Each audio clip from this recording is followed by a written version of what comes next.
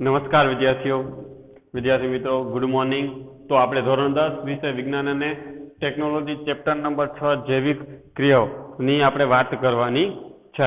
તો આ પહેલા આપણે મનુષ્યનું જે શ્વસન તંત્ર છે તો મનુષ્યના શ્વસન તંત્ર વિશે ચર્ચા કરી ગયા છીએ કે એની અંદર એની સાથે સંકળાયેલા અલગ અલગ જે અંગો હોય છે એના વિશે પણ આપણે ચર્ચા કરી ગયા છે કે નસકોરા છે કે પછી ફેફસા છે, શ્વાસ નળી છે। તો આના વિશે આગળના પોઈન્ટની અંદર આપણે ચર્ચા કરી ગયા છે। તો દરેક વિદ્યાર્થી પોતાની હાજરી પુરાવી લે છે, ખાસ કરીને આનું ધ્યાન રાખશે।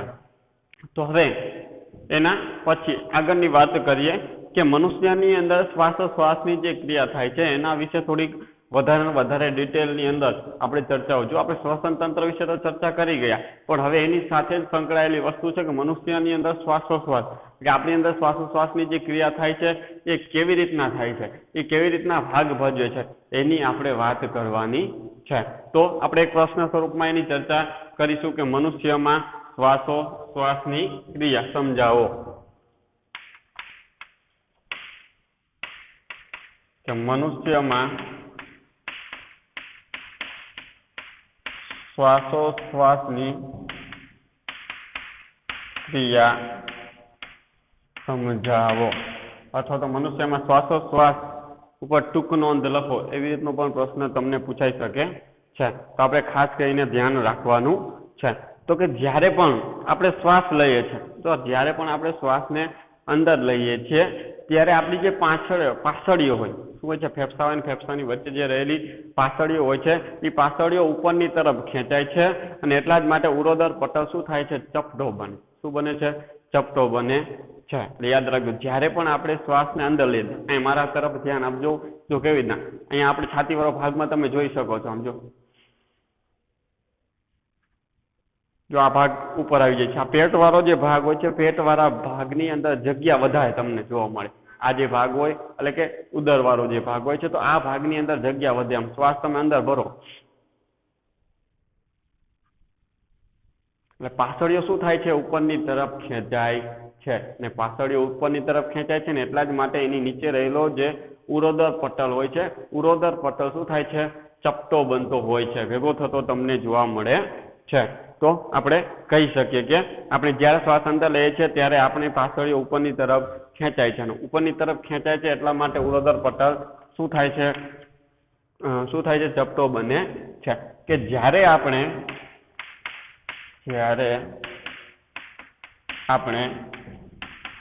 શ્વાસ અંદર લઈએ છીએ ત્યારે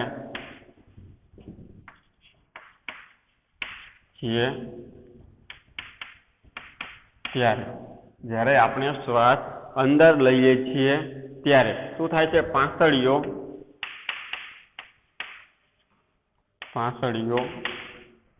શું થાય, અંદરની તરફ ખેંચાય। શું થાય, પાછળીઓ ઉપરની તરફ ખેંચાય છે, ઉપરની તરફ ખેંચાય છે અને એટલા જ માટે ઉરોદર પટલ છે એ શું થાય છે, ચપટો બને છે અને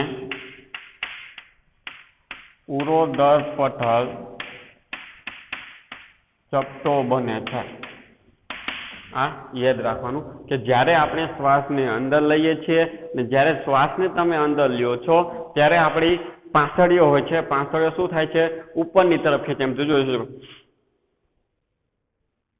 ઉપરની તરફ ખેંચાય એટલે પાછળીઓ સંકોચાય છે એટલે ઉપરની તરફ ખેંચાય છે અને ખેંચાવાના કારણે ઉરોદર પટલ છે એ શું થાય છે, ચપટો બની જતો હોય છે। આવું તમને જોવા મળે છે ને એટલા જ માટે ઉર્વશીય ગૃહનો વિસ્તાર વધે ને એટલા જ માટે આ જે ભાગ હોય છે પેટવાળો જે ભાગ હોય છે તો પેટવાળા ભાગનો જે વિસ્તાર હોય છે એ શું થાય છે, વધી જાય છે। એટલે કે તેથી જ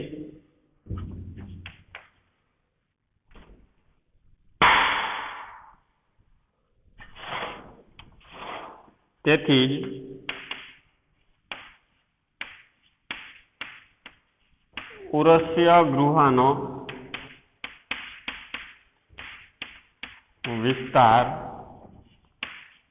વધે છે। આ ખાસ કરીને યાદ રાખવાનું, આપણે શ્વાસ અંદર લઈએ છીએ એટલા જ માટે પાછળીઓ સંકોચાય ખેંચાય છે અને એટલા માટે ઉરોદર પટલ ચપટો બને ને એટલા માટે આ જે ભાગ હોય છે એ શું થાય છે, એમાં જગ્યા વધે છે, એટલે કે એનો વિસ્તાર વધે છે અને આ કારણે વાતાવરણમાંથી હવા ફેફસામાં દાખલ થાય છે અને વિસ્તરણ પામેલા વાયુકોષો હવાથી ભરાઈ જાય છે અને આવા બધા કારણોના લીધે જ તે આપણા ફેફસા હોય છે તો ફેફસાની અંદર શું થાય છે, હવા દાખલ થાય અને ફેફસાની અંદર હવા દાખલ થશે એટલે કે એની સાથે સંકળાયેલા જે વાયુકોષો હોય છે હવાથી શું થાય છે, ભરાઈ જાય છે કે આવા કારણથી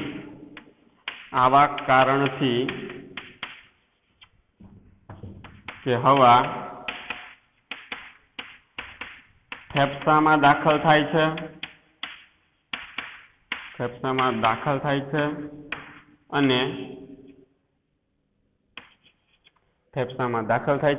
અને શું થાય છે કે વિસ્તરણ પામેલા જે વાયુકોષો હોય છે અને વિસ્તરણ પામેલા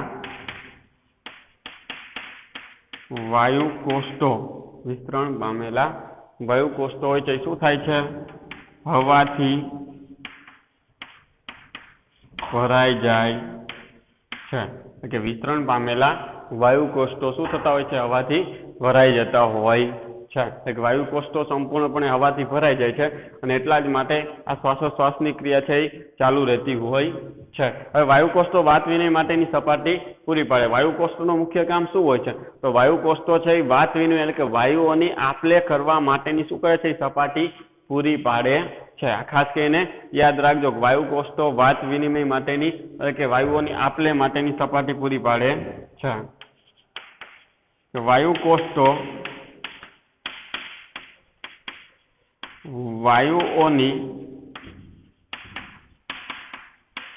આપલે માટે સપાટી પૂરી પાડે છે. યાદ રાખવાનું છે વાયુકોષો છે એ વાયુઓની આપલે માટે સપાટી શું કરે છે, પૂરી પાડતા હોય છે.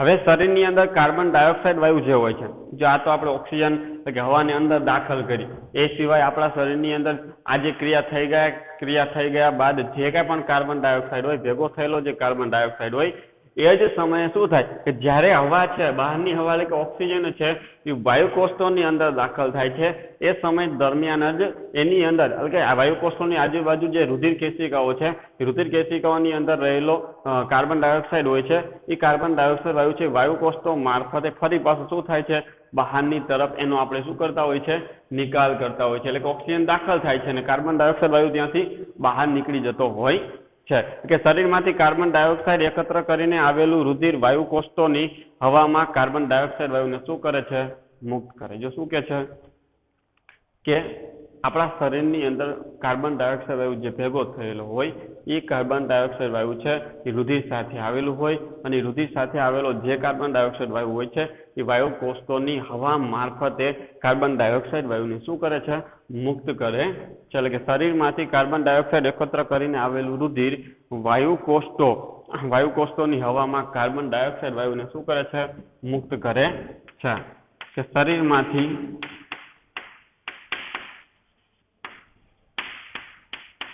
એકત્ર થયેલો કાર્બન ડાયોક્સાઇડ શરીરમાંથી એકત્ર થયેલો કાર્બન ડાયોક્સાઇડ રુધિર મારફતે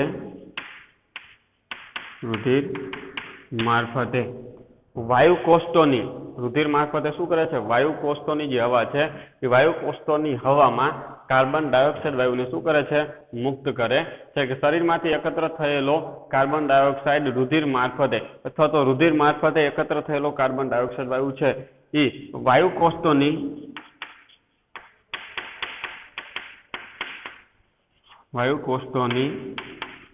હવામાં કાર્બન ડાયોક્સાઇડ વાયુને મુક્ત કરે છે.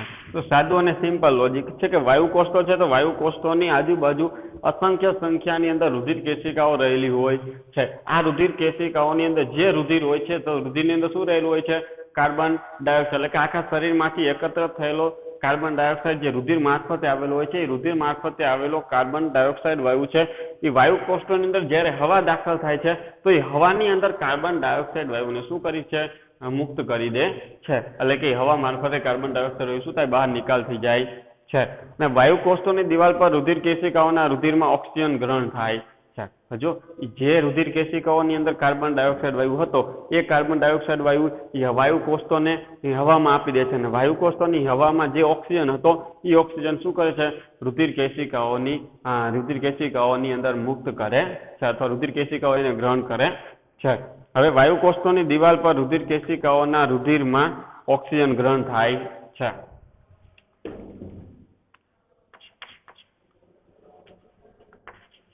આ જ સમયે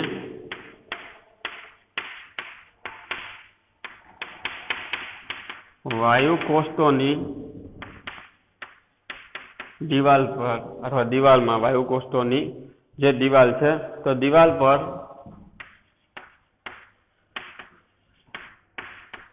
રુધિર કેશિકાઓ છે તો રુધિર કેશિકાઓના શું થાય છે રુધિર કેશિકાઓના રુધિરમાં ઓક્સિજન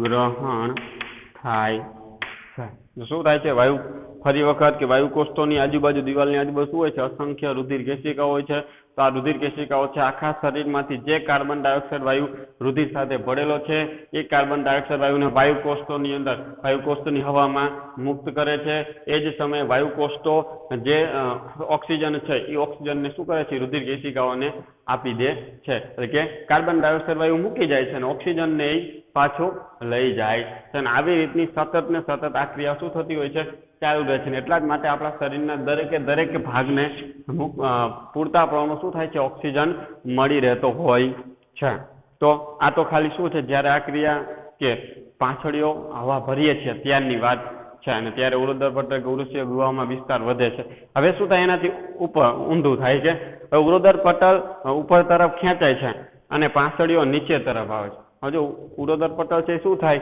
ઉપરની તરફ ખેંચાય અને ઉરોદર પટલ ઉપરની તરફ ખેંચાય છે એટલે પાંછડીઓ શું થાય છે નીચે આવે એટલે જો પેલા આમ શ્વાસ ભર્યો હતો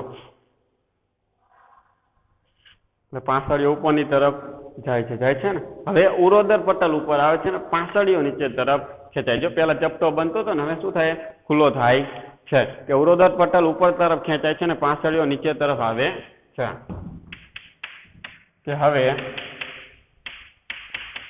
ઉરોદર પટલ ઉપરની તરફ ખેંચાય છે અને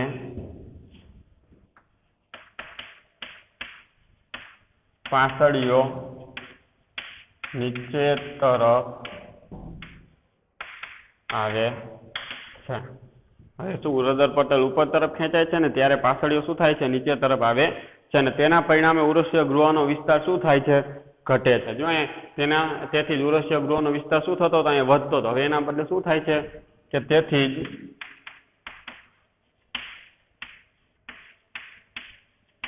ઉરુષ્ય ગૃહનો વિસ્તાર ઘટે છે અને એટલા જ માટે ઉરુષ્ય ગૃહનો જે વિસ્તાર હોય છે એ શું થતો હોય છે ઘટે છે અને આ જ કારણે ફેફસામાંથી હવા શું થાય છે જો એટલા જ માટે આવા કારણથી હવા ફેફસામાં દાખલ થાય છે હવે શું થાય ફેફસામાંથી હવા બહાર ફેંકાય છે કે આ જ કારણથી ફેફસામાંથી હવા હવે વાતાવરણમાં દૂર થાય છે કે આવા જ કારણથી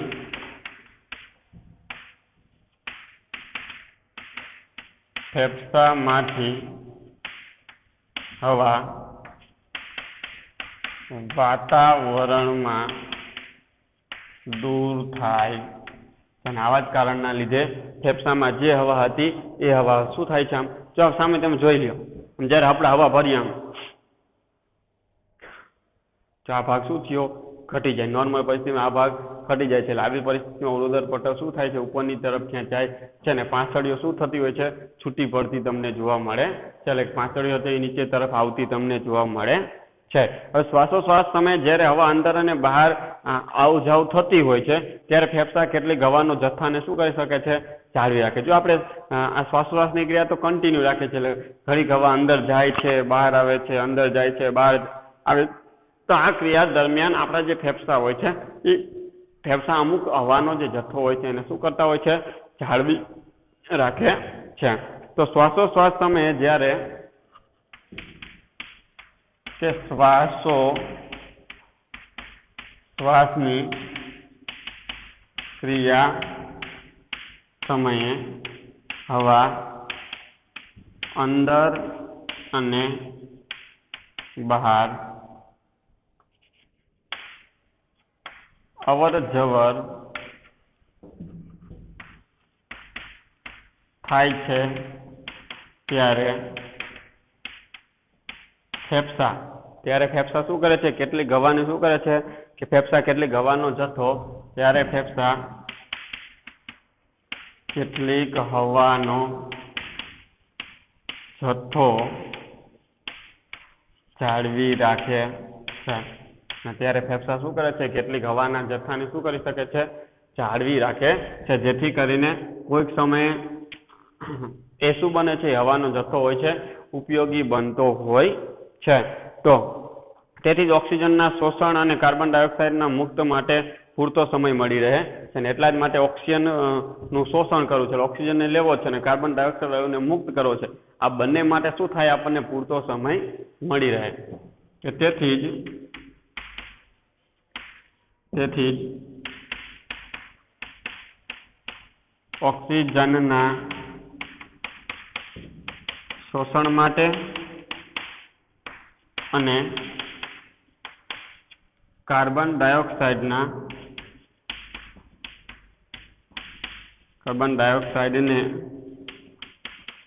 મુક્ત કરવા માટે પૂરતો સમય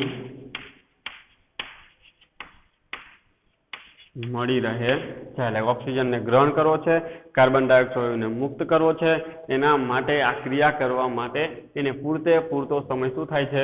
મળી રહે છે। જો બંને તફાવત સ્વરૂપમાં છે। જ્યારે આપણે શ્વાસ અંદર લઈએ છીએ ત્યારે કેવી રીતની ક્રિયા થાય છે, જ્યારે શ્વાસને આપણે બહાર કાઢીએ છીએ ત્યારે કેવી રીતની ક્રિયા થાય છે। એટલે કે આ 4 પોઈન્ટ છે અહીંયા, એવી રીતના અહીંયા પણ આ 4 પોઈન્ટ છે। આ એક અલગ વાયુકોષોની વિશે વધારે થોડીક તમને માહિતી આપવામાં આવી છે। તફાવત સ્વરૂપમાં તમે આને યાદ રાખી શકો છો કે મનુષ્યની અંદર શ્વાસોશ્વાસની ક્રિયા છે આવી રીતના થતી હોય છે।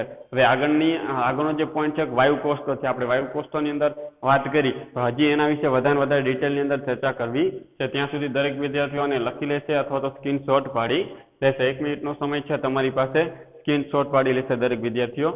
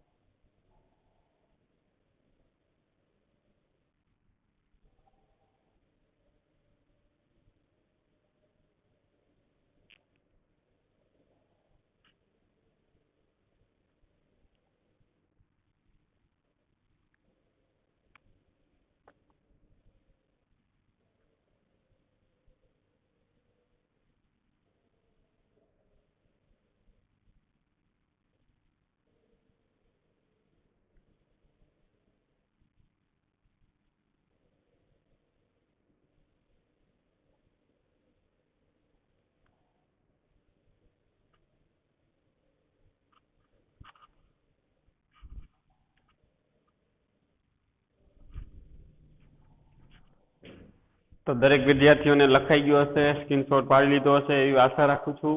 આ સાથે હવે આગળના પોઈન્ટની આપણે ચર્ચા કરીશું કે વાયુ કોષ્ટો.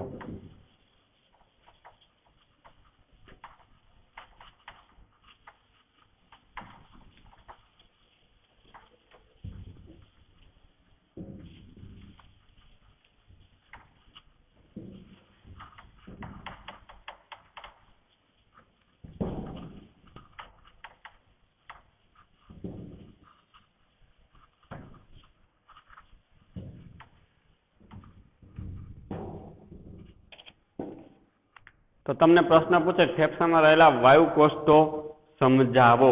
તો વાયુ કોષ્ટો વિશે આપણે એક અગત્યની વાત કરવી છે કે ફેફસામાં રહેલા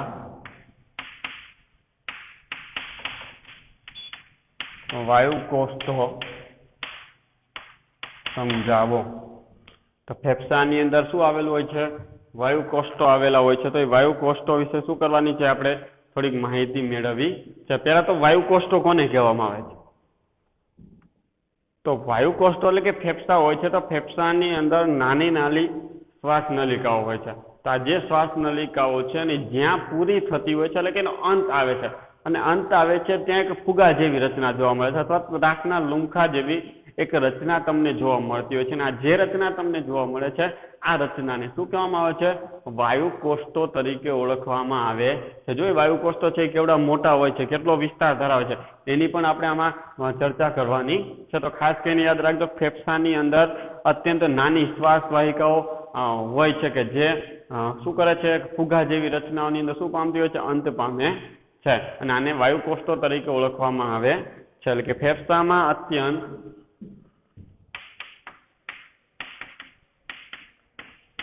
કે ફેફસામાં આવેલી અત્યંત નાની નલિકાઓ અથવા તો નાની શ્વાસ વાહિકાઓ એવું પણ તમે કહી શકો છો કે નાની શ્વાસ વાહિકાઓ કે જે શું કરે છે? કે જે ફુગા જેવી રચનાઓમાં શું પામે છે? અંત પામે છે. શ્વાસ વાહિકાઓ કે જે ફુગા જેવી રચનાઓમાં અંત પામે છે અને જેને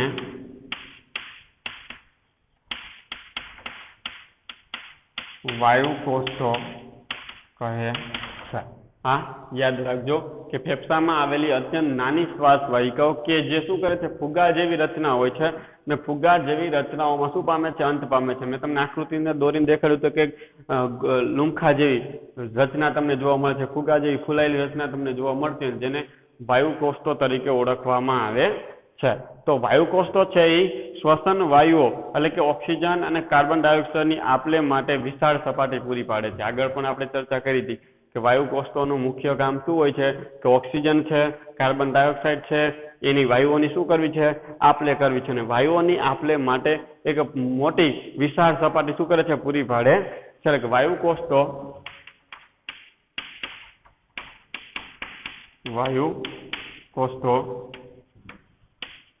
શ્વસન વાયુઓ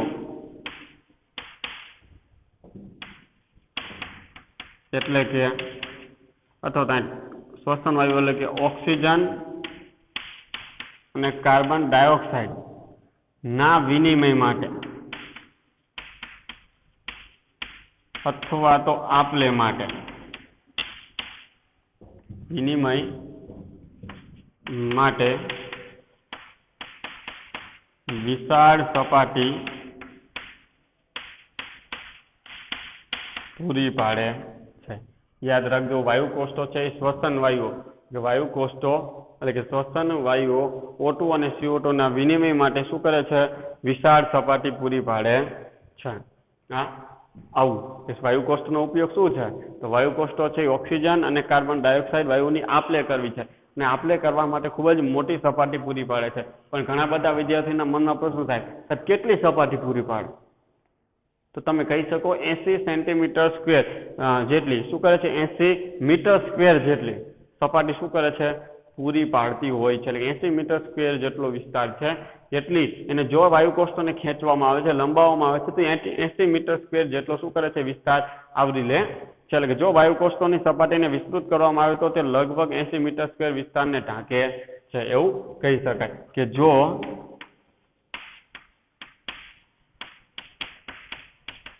વાયુકોષ્ઠોને શું કરવામાં આવે વાયુકોષ્ઠોને વિસ્તૃત કરવામાં આવે અથવા તો ખેંચવામાં આવે વાયુકોષ્ઠોને વિસ્તૃત કરવામાં આવે તો તે લગભગ 80 મીટર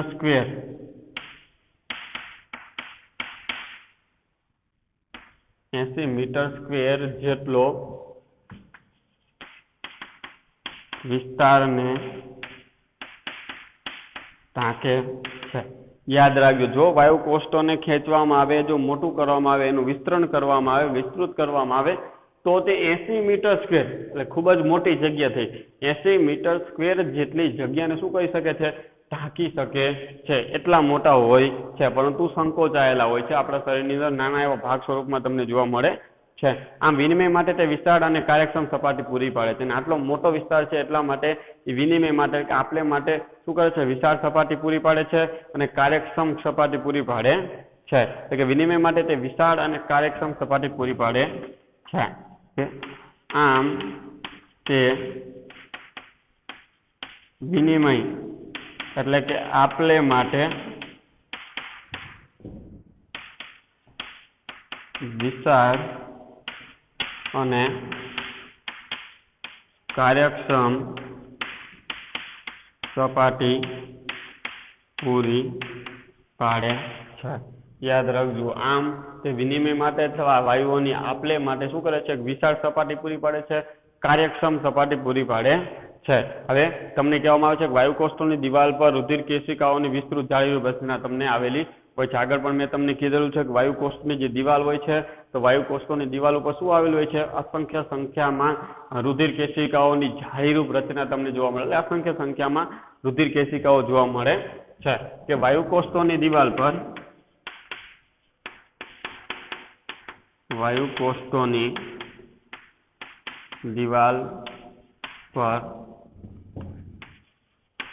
અસંખ્ય રુધિર કેશિકાઓની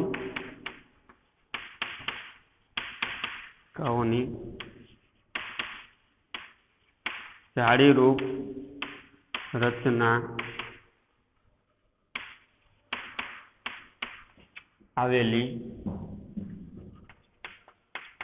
હોય છે. યાદ રાખજો વાયુકોષ્ઠોની જે દિવાલ છે તો વાયુકોષ્ઠોની દિવાલ પર શું આવેલું છે અસંખ્ય સંખ્યાની અંદર અસંખ્ય રુધિર કેશિકાઓની જાળીરૂપ એક રચના આવેલી હોય છે. તો આ હતી ફેફસાની અંદર રહેલા વાયુકોષ્ઠોની વાત. હવે આ સાથે જ તે શું કરીએ છીએ અહીંયા આપણો પોઈન્ટ શ્વસન વાયુને અનુલક્ષીને જે પોઈન્ટ હતો એ શું કરીએ છીએ અહીંયા પૂર્ણ કરીએ છીએ. હવે કાલે આપણે હિમોગ્લોબિન છે શ્વસનરંજક દ્રવ્ય છે એના વિશે પણ આગળ ચર્ચાઓ કરવાની છે. તો દરેક વિદ્યાર્થી ખાસ કરીને ધ્યાન રાખશે આના પછીનો જે અગત્યનો પોઈન્ટ છે એટલે કે વહન. તો વહન આપણા જે સુધારેલું જે સિલેબસ છે સુધારેલા સિલેબસ પ્રમાણે એ આપણે કરવાનો નથી એટલે કે એ આપણા અભ્યાસક્રમમાં આ વર્ષ પૂરતો છે નહીં. એટલે કે વહનનો જે આખો પોઈન્ટ છે એને આપણે કરવાનો નથી એટલે ખાસ કરીને તમે પાઠ્યપુસ્તકની અંદર એને કેન્સલ કરી નાખજો. આ પોઈન્ટને કરવા નથી ને આ પોઈન્ટને લગતા પ્રશ્ન છે એ બોર્ડની પરીક્ષામાં પૂછવામાં આવશે નહીં એટલા માટે આપણે એની તૈયારી કરવાની નથી. તો આ ખાસ કરીને યાદ રાખવાનું છે દરેક વિદ્યાર્થીઓનું લખી લેશે અથવા તો સ્ક્રીનશોટ પાડી લેશે.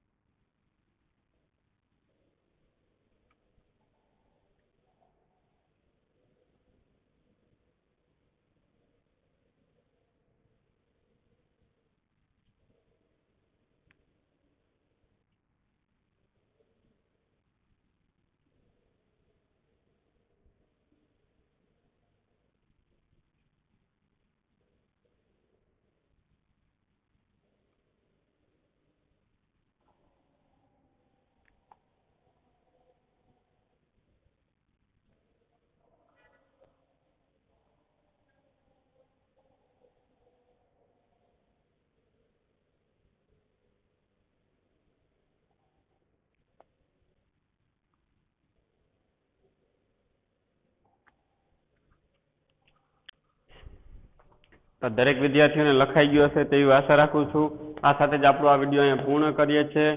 ત્યાં સુધી ઘરમાં રહેવાનું, સુરક્ષિત રહેવાનું. જય હિન્દ.